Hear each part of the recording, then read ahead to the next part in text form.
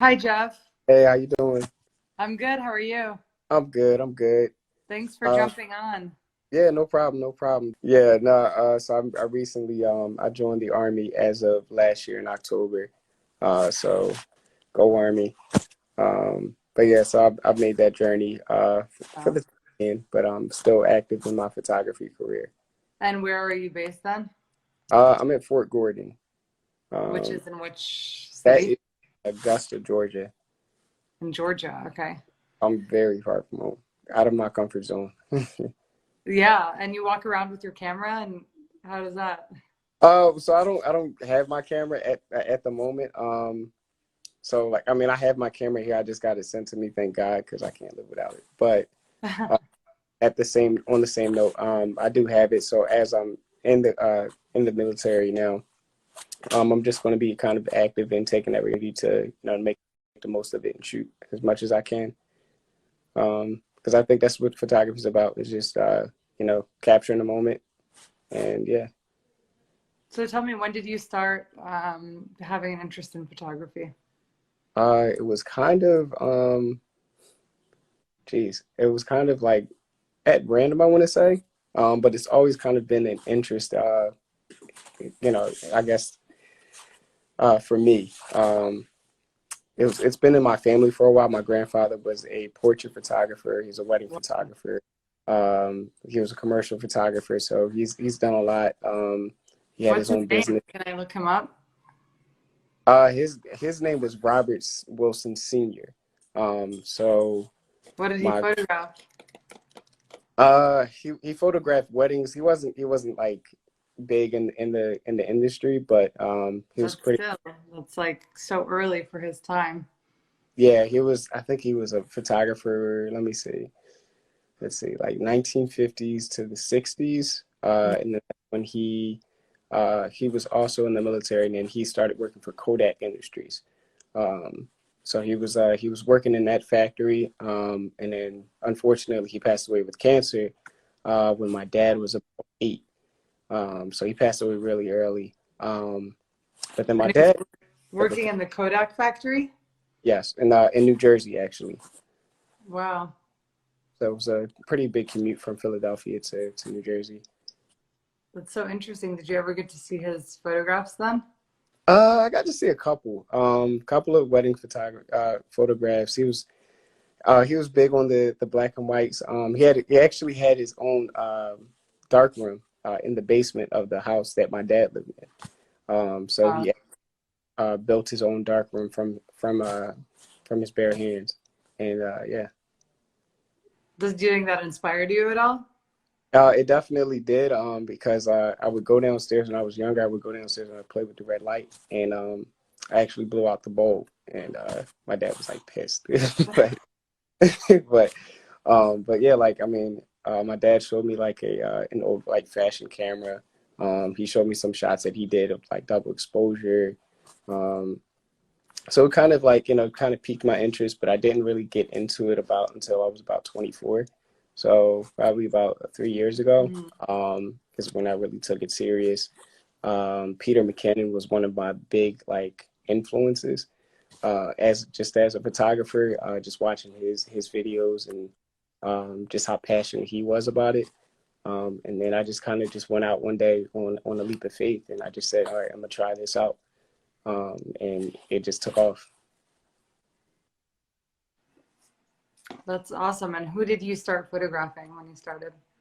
So originally I started just with my family and friends. My mother. I had a little cousin. He had a birthday party, and then my girlfriend's one of her friends was a music artist, and he was like, "Hey, I need somebody to take my pictures." So I was like, "Okay, I'll give it a shot." And I was like really nervous.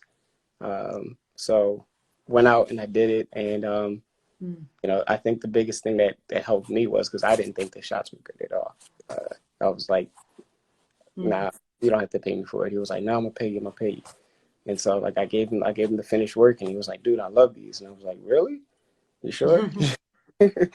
And so, so on and so forth. I just kept kind of shooting and playing around with it, and then it just kind of just became a thing. people just started like, coming to me, looking for me, like to, hey, you want to, join in on this project? We have this event going on. I actually got to meet some of the photographers around Philly. Ricky Codio, he's one of the top 20 photographers in Philadelphia. Some of his proteges, Johnny Rocket. How'd you meet them? So Ricky Codio, I actually met at random. I was in the mall and he was in the glasses shop, and I recognized him. I was like starstruck. I was like, oh my God, that's Ricky Codio. So like, and he was very humble. And he just gave me a lot of pointers and complimented my work and just told me to keep going. Johnny Rocco just kind of let me be around him as he used the studio work. So that kind of got me interested in doing studio photography. At first I didn't really know anything about it until I was actually in the element and I saw exactly what it was. And what like that? So you talked about some of your role models in photography. Who are some of your role models in your life? In my life, I say I'm kind of a conversationalist. So my role models kind of tend to change. I have people that inspire me. A lot of my friends, my mom's fiance, my father. He's one of my role models. He's always been a light of wisdom. My grandfather has been a light of wisdom. People that just kind of motivate me and kind of get me to think on a different level. I want to say, well, definitely Barack Obama too. I think he's up there. He's up there. He just launched a podcast, I think, too. Yeah. I didn't get a chance to check it out.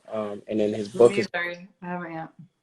His book is definitely on my list to read. But I just watched an interview that he did with Steph Curry about his presidential campaign and his life in there, and just talking about the changes that he wants to make, and just inspiring other people. And he's just an all around good guy. About he just lives his life to better other people and make other people feel good. And that's really what I think photography is about. It's just making people feel good about themselves and, making them appear in a different light and having them look like, wow, like. What would be like your funnest thing that you could do? Like favorite shoot you could do? My favorite shoot that I haven't tried yet? Like if you could say, Christina, give me like, this is my dream idea, go get it for me. I would love to do this. All right. So I definitely want to go out into so I'm big on like natural light. So I would definitely want to do like something with a waterfall, and like surrounded by like a lot of like trees and nature. And I just would like love to have like a model, a videographer, to kind of capture like the behind the scenes and create like a real great editorial project. For you, is it more of the process of creating something more than like, oh, I want to see it here in this magazine or on this billboard, or what does that feel like for you? Absolutely. I think that it's just the amount of work that you put into it has that, you just feel so much more, you feel good about it because of just how much work you put into it, how much time you put into it, just the grind that that goes behind it. And then to see the finished product is just like, to say like I did that, and then to just like look back and see how many people that helped you. I think that's really rewarding in itself. Mm-hmm. Um, How do you like keep your creativity alive when you're in such like a strict environment? well, I do a lot of like old editing, just kind of like, I look at different like, photos. I take a lot of photos, when I'm doing a shoot. So some things like I might overlook and I'm like, oh, that was a great shot. And I start to play around with the colors, and I'm like, okay, I want to get into this. I want to post it. And then I look at other people's work. I do different research. I also have different friends in the industry, so they're always sending me their work. And I'm like, oh God, like I want to, like, I wish I could be there though. But Yeah, just kind of just being motivated. A lot of people, you know, have asked me like, "Are you done with photography?" And I'm like, "Never." Like, I feel like that's something that's just a part of you. You know, Mm. it's not a crime to stop doing what you love, you know, in order to support it. You know, to find something that's going to support that, you know, later on down the road, because you know tomorrow's not promised. So you know, creating a different avenue of income for myself along the, you know, down the road is like something that I had to think about and just say, you know what, especially with COVID, um, you know, I had a lot of things set up, and all of a sudden, the roof caved in, and I was like, okay, you know, what do I do next? And so this was something that kind of came to mind, and you know, it's not a for everything, so yeah, definitely. You know, it's always going to be something I'm going to keep driving at, trying to get better at. So it's just that motivation. Just you know, you got to stay motivated. Got to Mm. stay. And if you have any like word of advice for people or something you want to leave everyone with, what would you say? Uh, I think it's just no matter you know, no matter what anybody says, no matter you know what you know the obstacles you run into, I think that you just should just aspire to just keep you know digging and finding every opportunity to pursue what you want to do. You know, this life is yours. You know, this you get up every day, um, and you have the opportunity to make a difference, either in yourself or somebody else's life.